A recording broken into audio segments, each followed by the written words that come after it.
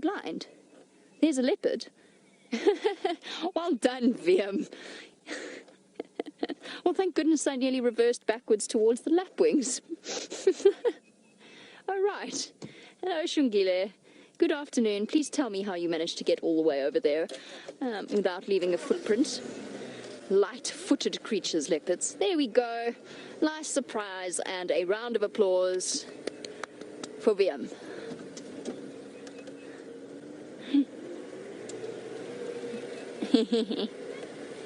And James, you say that Xongile is most definitely her mother's daughter, keeping us scratching our head on a relatively regular basis. I believe you are completely correct. Xongile certainly does keep us guessing. I guess it's something she's inherited from Mum. That is a very good thing to be good at if you're a leopard, which of course is a creature that relies upon being stealthy and very well hidden. And you were lying down, madam. That's what we're doing. You were lying down and you put your head up because we saw our car. No wonder we didn't see you in the beginning. Hello, little girl. What you up to? Showing more and more independence every time I see her. Every time I see her now on her own, she seems to be on her own little mission. Going off walking. And that, of course, is natural. Now that she's nearly a year old, she's capable, if not quite fending for herself, temporarily fending for herself. Oh, we're up again. Don't you know you're meant to be sleeping in the shade? It's hot today. The way her beautiful coat blends in with that grass. Absolutely stunning. I wonder where Mom and brother are. For our newer viewers, I mentioned that she is nearly a year old. She also has a brother, her littermate, called Hosanna, who is nearly double her size and at the moment largely absent, although I have been in sightings before where I thought I was only with one cub and all of a sudden another one popped out of the woodwork. So he could well be somewhere around here. It might even be the reason why she left the spot where she was with James earlier. Creeping through. Everything is so beautiful at the moment after the rain. Lush and green, really pretty grasses. You can see she's panting. She's very hot. Are you going to go stalk some waterbuck? Look at that. The grass is taller than her by a long margin. You can see already that delicate high step of a leopard. Making sure she doesn't brush against things, make a noise, make a rustle. Which way are you going to go, girl? She's so tiny still. There we go. She's going to come out here.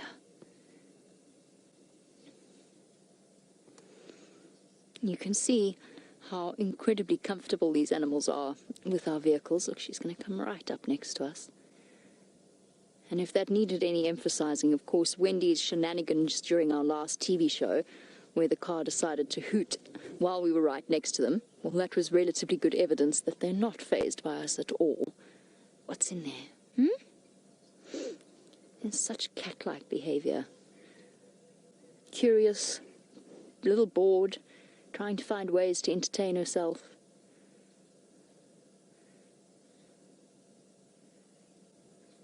What a nice way to come back to work.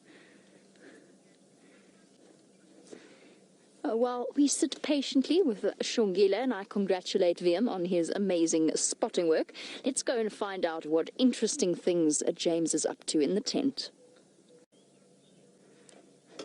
Now, all the tiny creatures out here are growing up so incredibly quickly. James's tadpoles, Xongile, and Xongile showing us once again how easily we could have driven past her the first time. I mean, she has basically essentially climbed underneath the weeping wattle into the longest grass that we get that's out here in this area, and she's managed to find herself a spot that is so hidden. All we can really see is one delicate little foot while she has a bath underneath the tree. So she really truly has found herself the perfect patch of shade. Are you quite comfortable there, girl, now that we can't see you at all? I actually thought she disappeared from there completely. I was wondering how I'd managed to lose her until I just saw the slightest movement of spots from behind the grass. So she really is giving us a thorough demonstration of her incredible camouflage skills. Are you going to stay there all afternoon now? Is that what you're going to do? Well, I have to admit, it looks like a very comfortable spot to be in the shade in this kind of afternoon humid heat. There we go. Peekaboo. Hello. She was, earlier on, she was showing every sign of the fact that she wanted to go and stalk those waterbuck just for fun, which they do, of course, even though they can't catch them. Now, we've spoken a lot about her independence and the fact that she is growing up, and so play stalking things like waterbuck is a great way to learn and to practice the skills that she'll need one day when she is independent. And Kathy, welcome on our sunset safari. Thank you for sending through your question. You want to know about what age will Xongile become independent? Probably in the next 6 months or so, give or take. So it's usually for females. For female cubs, it happens sooner than with the male cubs. And it's usually around a year and a half, but of course each and every individual is different. Some are more independent than others. Hello, little one.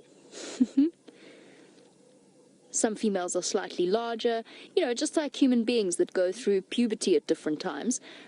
Although leopards will probably, there's less variation within them, you'll find that the different characters will show more independence sooner than others. It's impossible to predict with Xongile, but we know it most likely will be long before her brother decides to leave Karula.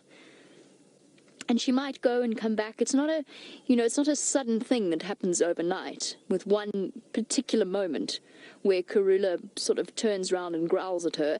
And there you go. That brings us very neatly into Michael's question, which is, will Karula force her out, or is it instinctive? Will Xongile, oh cute, another little eyes just peeking through the grass. Yes, we're talking about you. We're talking about one day when you're big and all alone. Michael, it won't be, Karula won't force her out. Karula, what you'll find is that with most female leopards, they start to get a little bit less tolerant of their offspring, although apparently Karula's always been very, very patient, even with her adult offspring hanging around. Viewers have told me all about Quarantine and Djuma and how tolerant Karula was of them. But it's generally not entirely in the actions of the mother. So she might get a bit more growly, a bit more snarly, and a bit less affectionate. If she were to have cubs, you'd probably find that she would be more forceful about pushing away Xongile and Hosana, just because she has to devote her attention to a new litter. So if she became pregnant before they became independent, then you might see a bit more of aggression from her. But generally it's instinctive, and the slow but sure steady movement away from mom, taking longer and longer trips away from her, disappearing for a longer period of time. When we did the TV show on Monday morning, Hosana was at the kill, so obviously he was where Karula left them, or close to where Karula left them, and judging by Karula's body language when she came back with Xongile, she was really well and truly thoroughly unimpressed with her daughter and the fact that she had to go and search for her once again after hunting and everything like that. So it'll be a gradual behavioral thing on Xongile's part. Well, since Xongile is doing such a good game of hide and seek, let's go and see what Brent has found. Watching them and thinking, yes, I'm talking about you. Giving me the shadow look. There's Xongile. I'm talking about Shadow, her older sister. She pulls exactly the same facial expression.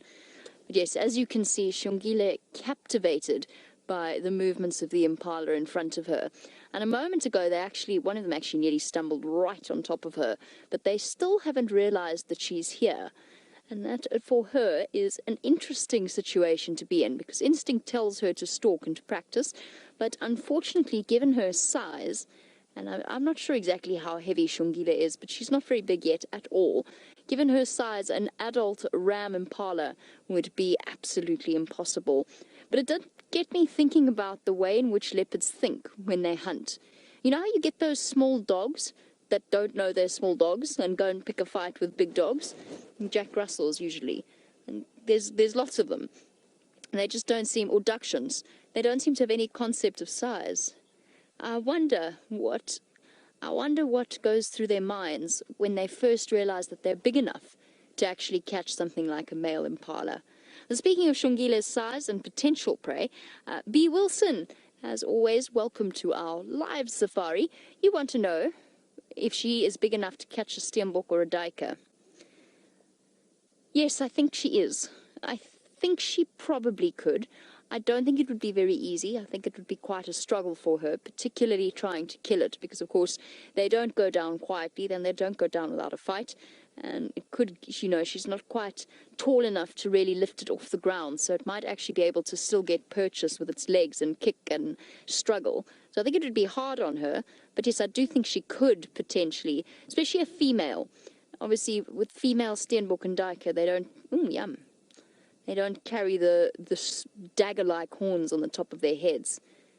That nice grass.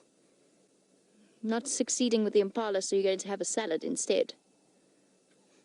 Just like your cats and dogs at home, they will eat grass in order to settle their stomachs. If they're feeling a little bit ill, they'll offer. But I've also seen them do it when they're very hungry.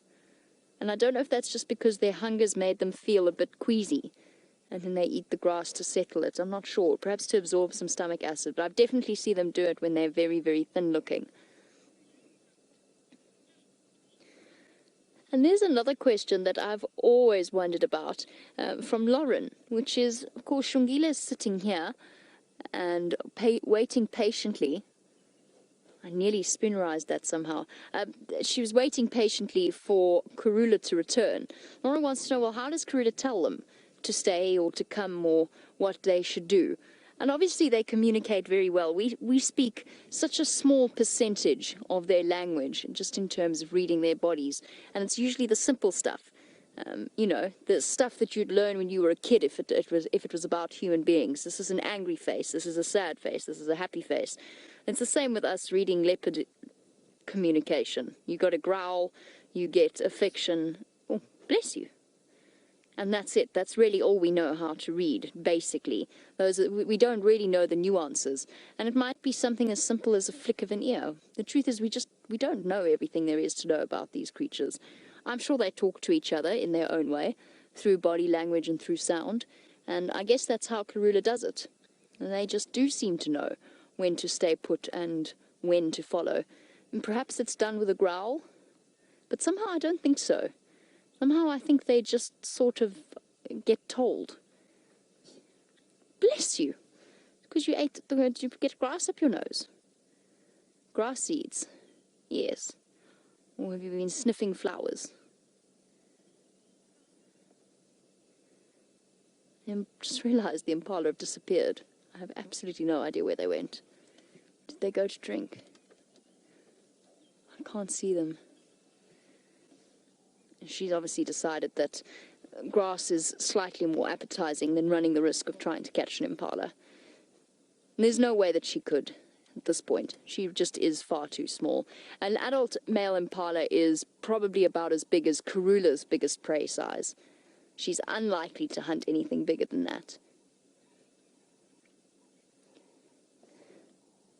But at least now it's got cooler, and she's no longer one spot visible between the bushes.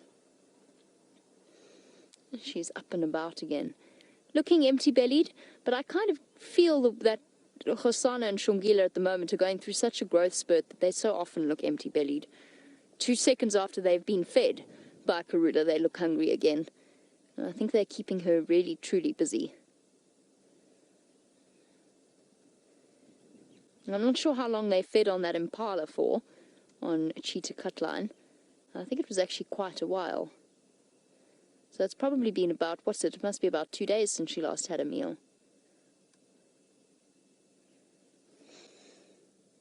Yes, little girl, your impala have gone to go and drink. I'm hoping she's going to do the same once the impala have moved off. For now, though, her salad dinner seems to be attracting most of her attention.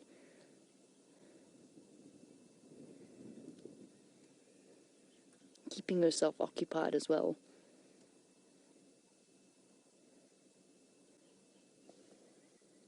Okay, let's move forward slightly, so we've got a better position on her face, better view of her face.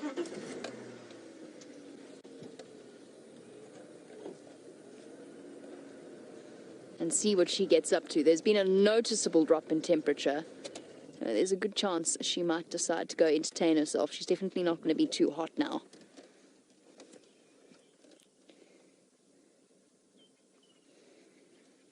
Mike, you want to know how will she eat if she is too weak to hunt? She's not too weak to hunt. She's too weak to hunt an impala. Oh, she's too small. It's actually not that she's weak. She's just too small to hunt something like an impala. But she's not without her own hunting abilities, and she could catch small things. She can, and she has caught small things in the past. Things like lizards, rodents, squirrels. We've seen Xongile catch a squirrel before.